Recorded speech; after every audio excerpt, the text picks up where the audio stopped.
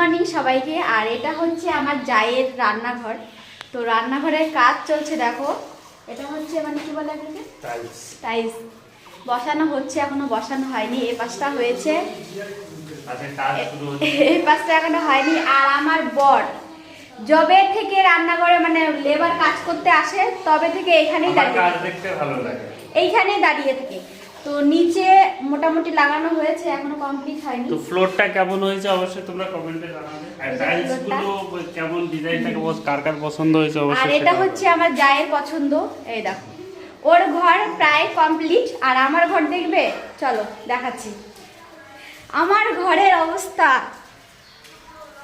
Wow, দেখো আমার রান্নাঘরের অবস্থা, আমার রান্নাঘরের অবস্থা দেখো।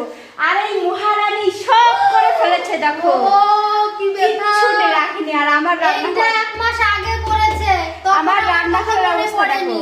এই যে এই টাইলসটা এইটা 1 মাস আগে লাগিয়েছে, কিন্তু আমার কথা মনে পড়েনি। আমি 1 মাস কষ্ট করেছি, এখন লাগাচ্ছি। ইস 1 মাস বলে 15 দিন হবে মনে হয়। 1 মাস আমি অসুস্থ হওয়ার আগে লাগিয়েছে। তো ওনার তো সব কমপ্লিট, আর আমার সব হচ্ছে ফাঁকার ফাঁকা। তো এখন এক ঘরে রান্না বান্না, মানে সবাই একসঙ্গে খাচ্ছি, তার জন্য একদম ঘর পুরো সব থালা বাসনে ভর্তি। আর এইখানে দেখো সকাল সকাল নিয়ে এসছে কচুর শাক রান্না হবে। কি কি দিয়ে রান্না হবে বলো বলো বলো, বলবে বলছিল বলো। মাছের মাথা তো নেই, তো কি দিয়ে রান্না করব? এমনিই রান্না করব।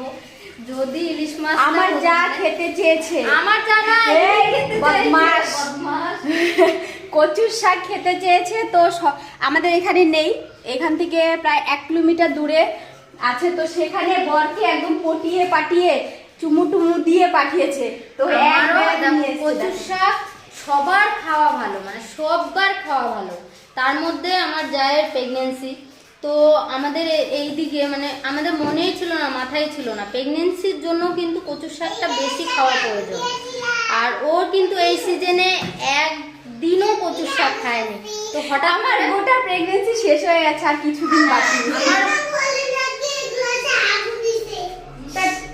আমার হঠাৎ করে মনে পড়লো কচুর শাক খাওয়ার কথা। মনে মনে ভাবলাম আমিও খেতে পারবো, দারুণ হবে, আর ও খেলে ভালো হবে। তো আমার বরকে বুঝিয়ে পটিয়ে, এখন যেতে চাইছে না, বলে আমি বিকেলে হাঁটতে যাবো তখন এনে দেবো। তবুও নিয়ে এসছে, দেখো 1 ব্যাগ। আমি বলেছি আর আনবে না, তা কি হয় বলো? একমাত্র বউ খুশি। তো চলো টাটা।